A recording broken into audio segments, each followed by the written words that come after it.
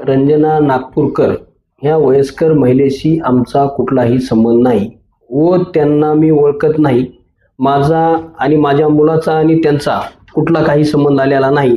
आणि जर आलेला असेल तर त्यांनी ज्या वेळेला काही परळीला जगमित्र कार्यालयावर आले असं म्हणतात, तर त्यावेळेला त्यांनी त्यांचे कॉल डिटेल, लोकेशन, फुटेज सगळं काय जे असेल ते पुरावा द्यावा. त्यांचा आमचा म्हणजे ओळखच नाही, तर त्यांना आम्ही पैसे मागण्याचा किंवा पैसे घेण्याचा हे विषयच येत नाही ना.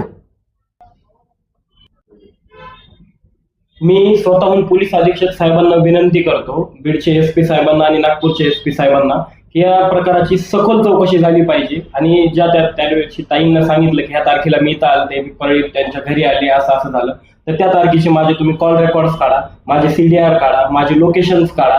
त्याच्यात जर काही जरी निष्पन्न झालं तर मी तुम्ही म्हणताल ती सजा हे करायला तयार आहे. कुणीतरी रोज उठायचं, धनंजय मुंडे साहेबांवर काही पण आरोप करायचे आणि मीडियाला द्यायची, मीडियात बदनामी करायची.